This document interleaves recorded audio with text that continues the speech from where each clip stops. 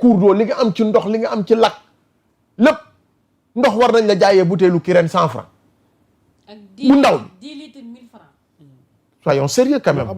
On a dis, identifié tous les problèmes de l'Afrique. nañu wàññi wax bi te liggéey. c'est important c'est important. lan la. du rek voyage u chef de l'État Bassirou Diomaye Diakhar Faye mais le PM tamit Ousmane Sonko.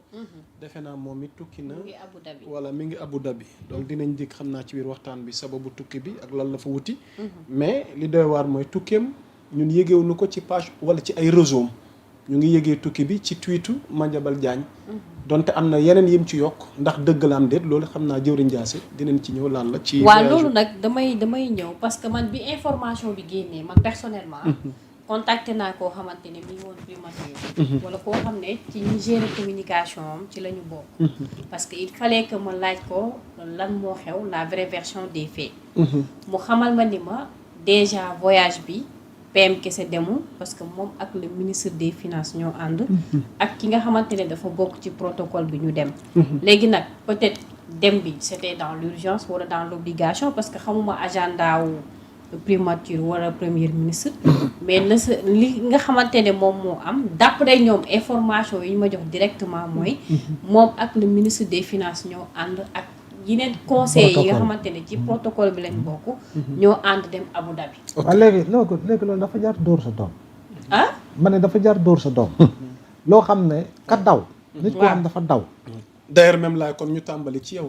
par rapport à ce sujet. waaw voilà par ricochet donc on enchaîne mais avec toi. xam nga yaa Moussa li nga wax dafa am solo ah. il fallait que ñu leeral tamit. exactement lan moo xew. d'abord voilà léegi laay tweetu Madiambal Diagne. waaw non ak li xew. en termes de communication institutionnelle. allez-y waaw. du premier ministre moo war a ñëw di bind di annoncer. je pense que y a une direction de la communication ou une cellule de la communication selon l'appellation war nañu fexe voyage officiel yaa ngi dégg ñu wax yëgal ko rek askan wi. c'est pour éviter justement ces genres de balivernes communicationnelles. c'est déjà bon nga yëg ko ñu wax ko. deuxième élément bi mooy ki ko bind moom dafa daw ba fi njabootam mais ku daw ba fi njabootam di nit naan njort naa ni dafa bëgg a daw loolu da mooy àdduna bu tukki dëggantaan très sincèrement c'est-à-dire que man bu waxoon tey jii bu waxoon luy dëgg sax c'est-à-dire que man du ma ko jàppee muy dëgg. et la question mooy est-ce que war na lan non war a xew ba muy daw.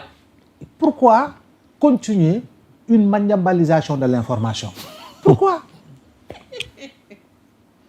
Non, je pose la question de pourquoi continuer à vouloir maintenir un tempo lié à une forme de madiambalisation de l'information.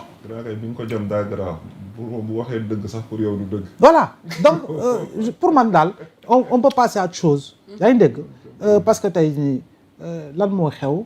ba premier ministre ne mi ngi rawale ay bagages Petit Palais di ko yóbbu. waaw boobu tam bëggoon naa ci ñëw. daal mi ngi rawale ay bagages depuis 2 jours. waaw mi ngi rawale ay bagages di ko yóbbu fële cité Kër Góor. léegi loolu lan lay insinuer Abdoulaye Mbow. non que dafa maanaam moom il est toujours dans cette entreprise de désinformation et ça depuis 4 ans depuis 5 ans depuis 10 ans il est toujours dans ça et je pense que tey daal gis nga lala ku daw.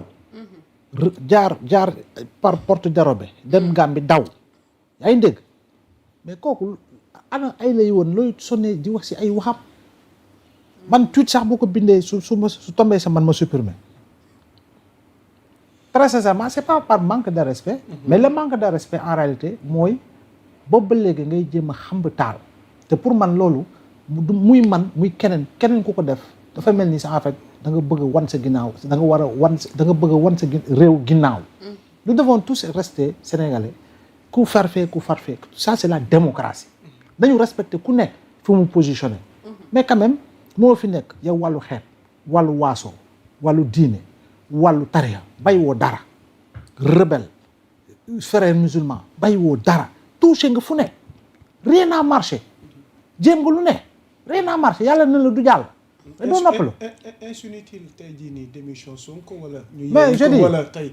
formation du nouveau gouvernement tu sais quoi qu'il puisse se. ndax kuy génn Petit Palais moom di buubi ay non quoi qu'il puisse se passer. démission au départ man li ma retenir mooy Sonko waxoon na ko ci conseil national bi. ba am nañu bëgg ma démissionner waaye dew ma fenn. léegi nag il appartient au président Diomaye de savoir ndax moom Sonko bi tax mu falu da koy beddi wala Sonko bi tax mi falu ñoom day ànd ak moom quel que soit par ailleurs le niveau de difficulté. parce que gis nga quand il y a des difficultés ñuy mën di dialoguer di avancer ndoo moo gën lépp di rafet ba 2029. lépp bu rafetee ba 2029 quelque part il y a de la tricherie. quelque part il y a de la tricherie il faut que muy am ay rëq-rëq il faut muy am ay dalante tant que ñoom ñi ngi ci dalante ak rëq-rëq yooyu di mbëkkante waaye wóy di ànd je dis mën nañu réussir pas mal de choses. Trump président Diomaye c'est le président de la République même su fekkee ni dans l'esprit sénégalais tandem la ñu fal dans l'esprit les Sénégalais ont opté pour le choix opéré par Ousmane Sonko dans l'esprit c'est lui le géniteur dans la lettre et l'esprit c'est lui le géniteur c'est le concepteur yaa ngi dégg c'est véritablement ki nga xam moo leeral yoon bi ba pare Sénégalais topp ci gànnaaw c'est-à-dire que loolu il faut que nga accepter ko ba pare soo ko mënul accepter intégrer ko da ngay sonn xam nga la ngay jiital tu ne t'opposes pas à une gouvernance à un régime mais tu t'opposes à un homme à une personne te ñu bari ci ñoom ñooñu loolu mooy seen problème et je pense que tey jii nii lépp lu mën di xew tu sais c'est des responsables ay magum jëm lañu xam nañu lu tax sénégalais yi seen bakken rot lu mat 86 lan moo tax plus de 2000 jeunes ay femmes ay ndaw ñu tëj leen cee nañu sax famille ba yóbbaale ay bébé champa waaye ñaata nit ñoo ci ñàkk ay loxo tey ji ñu ngi laago wala ñu dagg seen tànk ñu ngi laago ñaata nit ñoo ci paralysé amatuñu njariñ te xoolal c'était des soutiens de famille c'était des époux c'était des pères de famille mais je dis encore une fois mais est-ce que ces sacrifices-là doivent rester vains et que bon ñu ne au nom du complotisme politique au nom des compromissions politiques non lu leer la non politique moo demee noonu mais ceux qui pensent que politique yëfu trahison kese la wala politique jàmpaaka kese la c'est-à-dire que c'est à ne rien comprendre en fait kon yow daal gis nga lan la xam nga lan la damal soppaliku bàyyi julli bàyyi dem église bàyyi bible bàyyi Qur'an bàyyi dafa dem solu mbubu franc-maçon ñu ne franc-maçon kese muy politique parce que politique quoi qu'on puisse dire ña koy incarner c'est des hommes c'est des femmes mais fu ñu génnee du ci kër fu ñu dox du ci koñ fu ñu dëkk du ci diwaan mais à la valeur ana principe humain yi nga xam ne moo war a jiital nit quel que soit par ailleurs la nga war a mën a fekk muy réalité tu sais ma jeexal tu sais trahison politique non dama bëgg boo jeexalee nga enchaîner wala ak voyage bi waaw en tant que tel bu Sonko bi waaw mais parce que moo ñu gën waaw mais mu voyagé bu dee fa ànd ak retombé voyage dafa ànd ak ministre des finances dafa ànd ak ministre des finances demoon na Abu Dhabi il y a quelque temps avant muy doon dem Italie bii mu ànd ak ministre des finances mais ñun nañu ñaan mu voyage boobu muy njariñu Sénégal bu demee andi ay mallette yoo xam ne c'est-à-dire que voilà parce que El Malick bi muy def allocution fële ci Mbacké dane am na sax ku wax ne PM dafa daw waaye yaakaar naa fii bu dee am na fuyard ñëpp xam nañ fuyard bi kan noonu la ko El Malick waxee ba pare mu ne dafa daw uti xaalis te espérons que ni xaalis bu mu daw uti bu ñëwee dina mën a mais c'est ça en fait il faut rappeler le plan de relance oui avec les Émirats arabes le Tchad de Déby Tchad mii avec le fils Déby a obtenu un record en termes de prêt dama fàtte montant bi bëgguma ko wax di juum mais un record si wàllu xaalis bu ñu leen jox pour le Tchad. Mais pourquoi le Sénégal n'en est pas capable alors que le Sénégal est beaucoup plus stable politiquement, le Sénégal est beaucoup plus stable socialement, etc.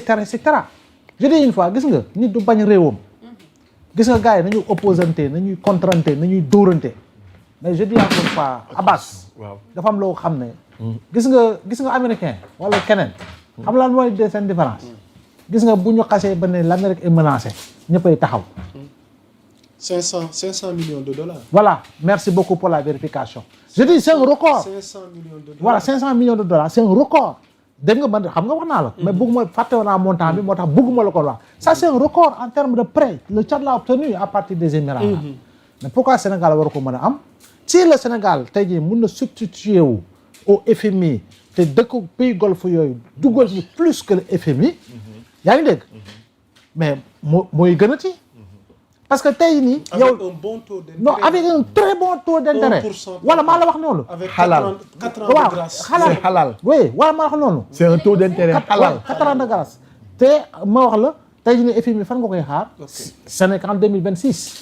te yow xoolal. ah grand sa boo jàngatee sa budget 2026. boo jàngatee sa budget 2026 tey.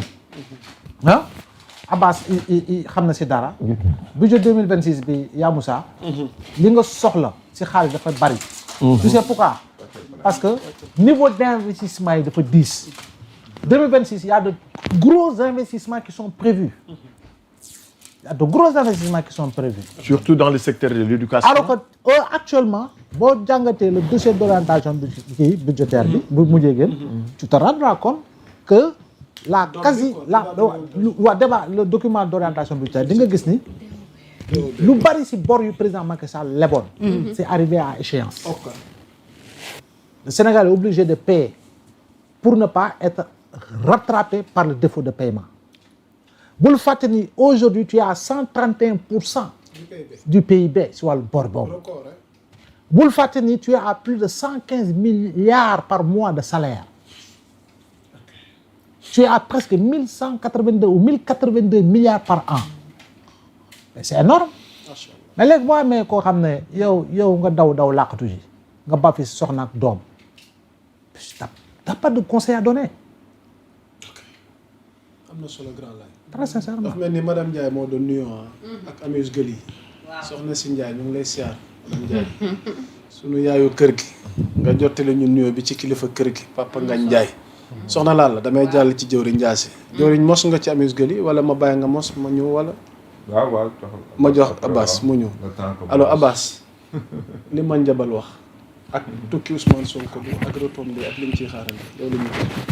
yaa Moussa nee naa la nga dimbale ma ci waxu seytaani rajim boobu. li ma war mooy samay laaj. caa awuzu billahi mina seytaani rajim. awuzu billahi mina seytaani rajim. awuzu billahi mina seytaani rajim. ma jabal tuuti ngis. allahu akbar yal nañu yàlla musal ci tur boobu. jàmm na daal. lan la jàmb ak fan la jàmb yow ku daw ba